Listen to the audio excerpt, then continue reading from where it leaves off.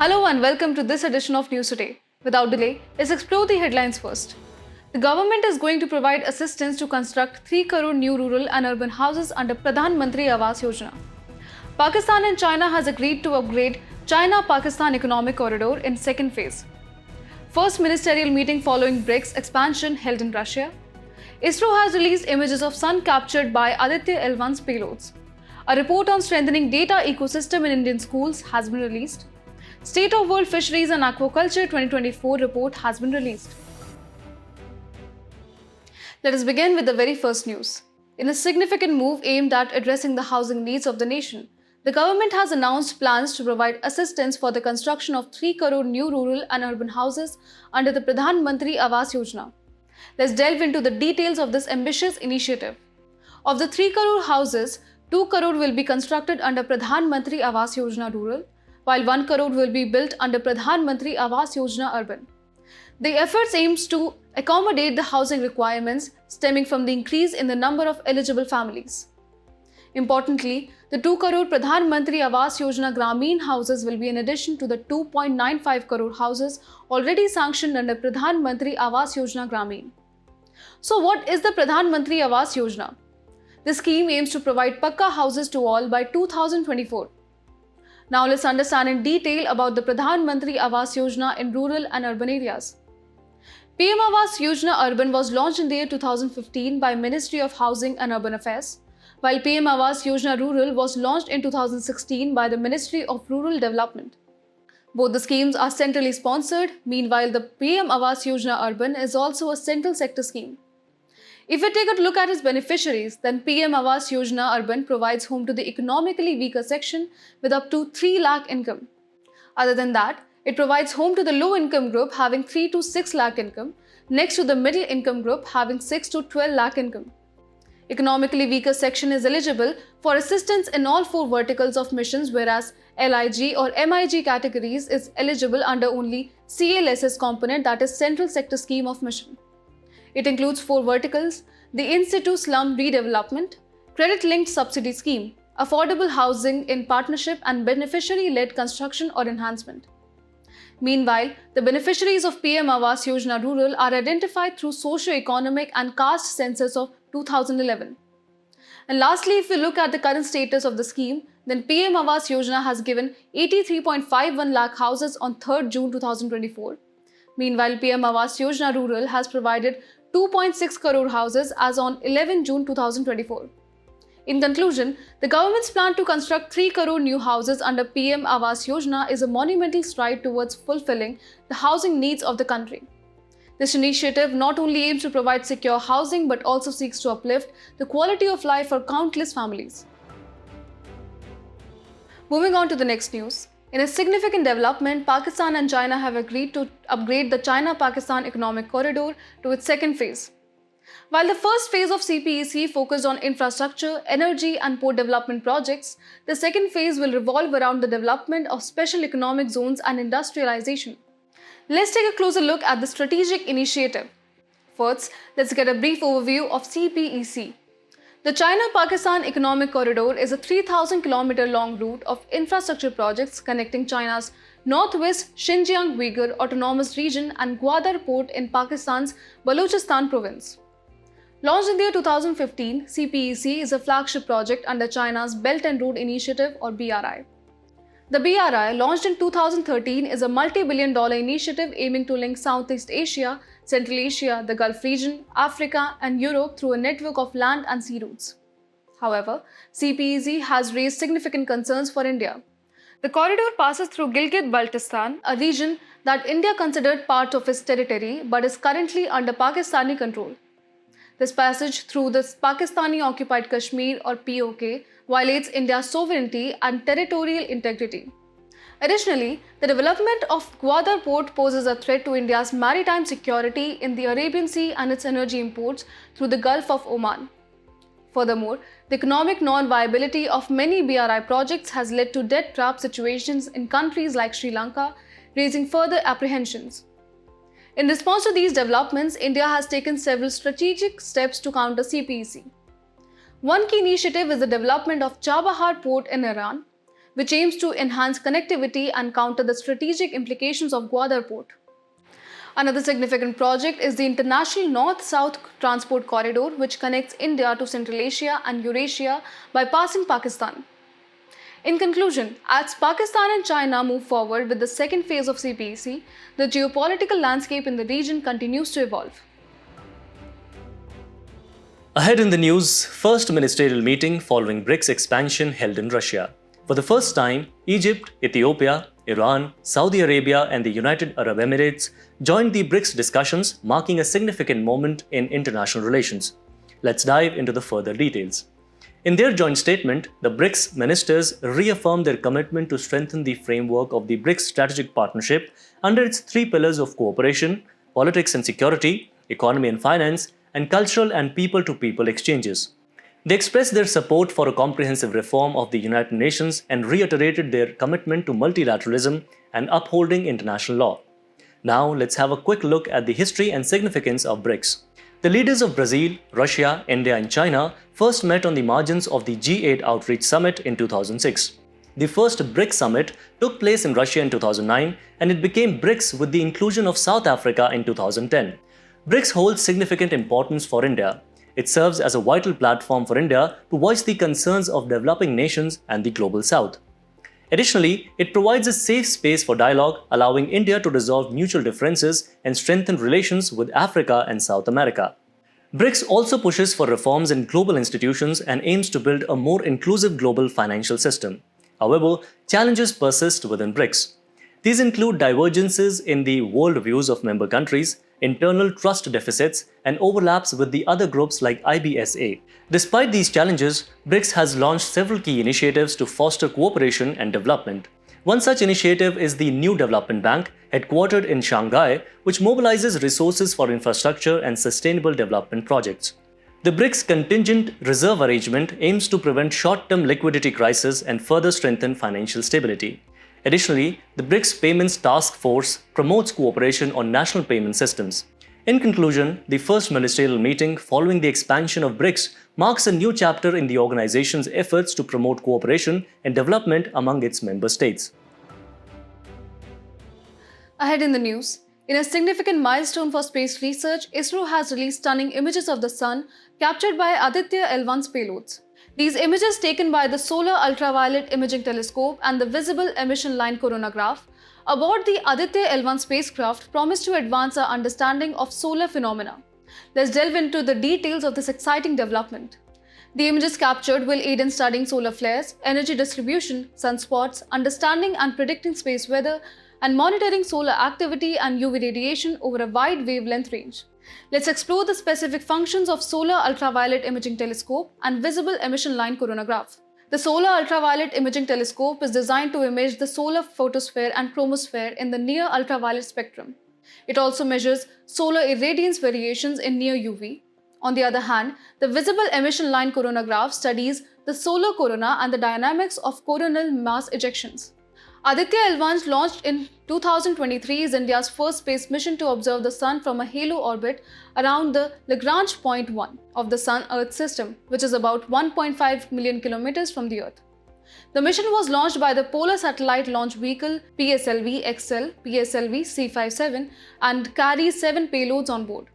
The significance of Aditya L-1 cannot be overstated. This mission aims to understand coronal heating and solar wind acceleration and observe the in-situ particle and plasma environment, providing valuable data for studying particle dynamics from the Sun. Such insights are pivotal for advancing our understanding of solar physics and improving space weather predictions. Aditya L-1 joins the rank of other notable solar missions such as NASA's Parker Solar Probe, the European Space Agency's Solar and Heliospheric Observatory, and China's Quafu-1 Solar Probe. Each of these missions contribute to a collective knowledge about the Sun and its intricate workings.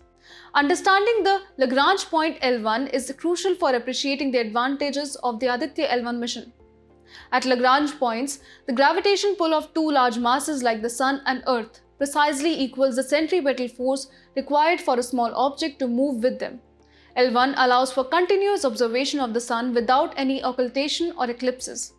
Of the 5 Lagrange points, L1, L2 and L3 are unstable, lying along the line connecting the two large masses, while L4 and L5 are stable. In conclusion, as we continue to explore and understand our closest star, missions like Aditya L-1 play a crucial role in providing the data needed to advance our scientific knowledge. Moving ahead in the news, a report on strengthening data ecosystems in Indian schools has been released. This insightful report was released by the Apti Institute and Mozilla Foundation with funding from the United States Agency for International Development, or USAID. The report highlights the importance of school education data, which includes critical metrics like enrollment rates, student-teacher ratios, attendance, and assessment results. Now let's delve into the significance of school education data. Such data is invaluable as it can be utilized for framing targeted policies and interventions. Moreover, it can lead to personalized learning and significantly improved educational outcomes. Additionally, it promotes the efficient allocation of resources, ensuring that every student receives the support they need. However, the report also sheds light on the issues plaguing the data-backed education system in India. One major concern is the lack of integration among diverse datasets, leading to distrust in findings from surveys like the National Achievement Survey and the Annual Status of Education Report. Furthermore, the digital divide, especially in rural and underprivileged regions, creates data gaps that hinder comprehensive analysis. The labor-intensive nature of data collection also poses significant challenges. To address these issues, the report makes several key recommendations. It calls for the establishment of a centralized data collection agency to ensure the annual collection of educational data. It also suggests incentivizing teachers who undertake data entry tasks through financial rewards. Strengthening infrastructure and capacity through effective budgeting and training of teachers is another recommendation. Additionally, the creation of school leaderboards based on the effective utilization of collected data is proposed to encourage better use of data. Central to this discussion are the elements of data and technology in the Indian education ecosystem. The National Digital Education Architecture, or NDEAR, under the National Education Policy 2020, aims to revolutionize the education system with a unified and interoperable digital infrastructure. The Unified District Information System for Education Plus, known as UDISE Plus, manages school-level data, while Anganwadi centers use the Poshan Tracker to oversee data on children between the ages of 3 to 6. In conclusion, the Strengthening Data Ecosystem in Indian Schools report highlights the transformative potential of robust data systems in education. By addressing current challenges and implementing the report's recommendations, India can pave the way for a more efficient, personalized, and equitable education system. In our next news, let's discuss the latest updates from the world of fisheries and aquaculture with the release of the State of World Fisheries and Aquaculture 2024 report by the Food and Agriculture Organization, or FAO. This year's report has a special focus on blue transformation in action. Let's dive into the key findings and their implications. To begin with, the report highlights that global fisheries and aquaculture production reached a new high in 2022, totaling 223.2 million tons. In this context, India has emerged as a significant player, ranking second in the production of aquatic animals, contributing 8% of the total production. An exciting milestone noted in the report is that, for the first time, aquaculture has surpassed capture fisheries as the main producer of aquatic animals. This marks a significant shift in the industry, emphasizing the growing importance of aquaculture. India also shone brightly in inland fisheries production, ranking first with a production of 1.9 million tons. Moving on to the role of aquatic foods in climate action, the 2023 United Nations Framework Convention on Climate Change Ocean Dialogue acknowledged the critical climate solutions that aquatic foods can provide. The FAO is actively integrating traditional knowledge to adapt to climate change, focusing on local species suited to evolving conditions. Now let's talk about Blue Transformation in Action, a vision introduced by the FAO in 2021. This initiative aims to leverage aquatic food systems to enhance food security and improve nutrition. The objectives are clear: sustainable aquaculture expansion to meet global demand with equitable benefit distribution, effective fisheries management for healthy stocks and fair livelihoods, and upgraded aquatic value chains ensuring social, economic, and environmental sustainability. In the broader context of global biodiversity agreements, the Convention on Biological Diversity adopted the Kunming-Montreal Global Biodiversity Framework in 2022. This framework helps countries develop national plans for protecting biodiversity and living in harmony with nature. Aquatic food systems are directly related to many GBF targets, including the management of aquatic spaces and the reduction of species extinction risk. Additionally, in 2023, UN members agreed to a legally binding treaty for conserving and sustainably using marine biological diversity in areas beyond national jurisdiction. This treaty underscores the global commitment to preserving our marine resources for future generations.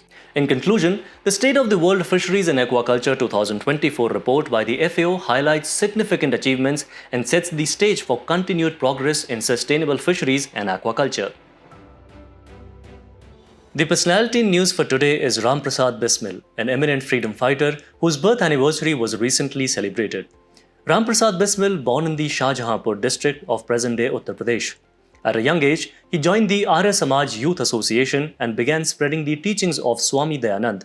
In the Manpuri conspiracy 1918, police found Bismil among youths selling banned books. He published a pamphlet titled Deshwasiyon ke Naam and distributed it along with his poem Manpuri ki Pratigya. In 1924, Sanyal, Bismil, Ashfaqullah and Chatterjee united to establish the Hindustan Republican Association. He was also the mastermind behind the infamous Kakori conspiracy case. Through his brave actions, he exemplified the values of patriotism, courage and leadership. As we conclude today's main news, let's have a look at some quick updates. The Prime Minister has released 17th installment of PM Kisan Nidhi scheme. PM Kisan comes under the Ministry of Agriculture and Farmers' Welfare. Moreover, it is a type of central sector scheme. The names of the individuals elected to serve on Veterinary Council of India have been announced. Every 3 years, Department of Animal Husbandry and Dairying holds election to elect 11 members to VCI. Moreover, the council also includes nominated members. Indian traders are demanding resumption of border trade with China through Lipu Lake Pass, which was closed during COVID-19 pandemic. The Lipu Lake Pass is located close to the tri-junction of India, China and Nepal and is situated in Uttarakhand. Recently, coal lava has rushed through the streets as Mount Canelon erupted in the Philippines. Coal lava is a dense mixture of volcanic materials, debris and water that behaves like a fast-moving landslide. CSIR IICT scientists highlighted microalgae potential as a protein supplement. If we talk about microalgae, then it is a diverse group of single-cell photosynthetic organisms, both prokaryotes and eukaryotes. Telangana High Court ruled in favor of general anti-avoidance rule against the taxpayer and has held that colorable devices, that is transactions without commercial substance, cannot be part of tax planning. The general anti-avoidance rule empowers tax authorities to deny tax benefits on transactions or arrangements that have no commercial substance and whose only purpose is to avoid tax. Recent study has found out that artificial sweetener xylitol may pose health risks. According to study, it can increase risk of cardiovascular events, including heart attacks and strokes. Atal Innovation Mission and Niti Aayog has launched 2 initiatives to foster innovation. Atal Innovation Mission, Innovation Center Denmark Water Challenge 4.0 to address critical water-related challenges through inventive solutions. The Innovations for You Sustainable Development Goals Entrepreneurs of India Handbook spotlights entrepreneurs from diverse corners contributing to societal betterment through sustainable innovations.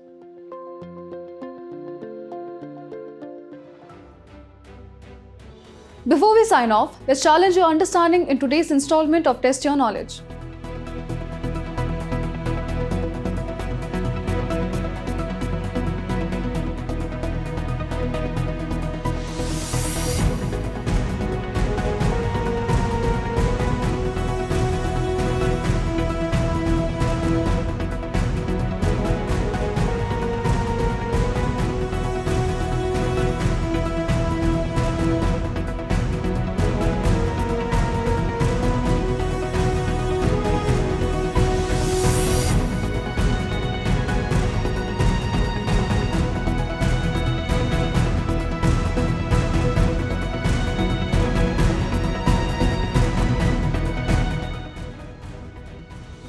We appreciate your company. We hope you found this episode of News Today engaging. For the solution to today's quiz and to access the PDF version of News Today, remember to visit the provided links in the description.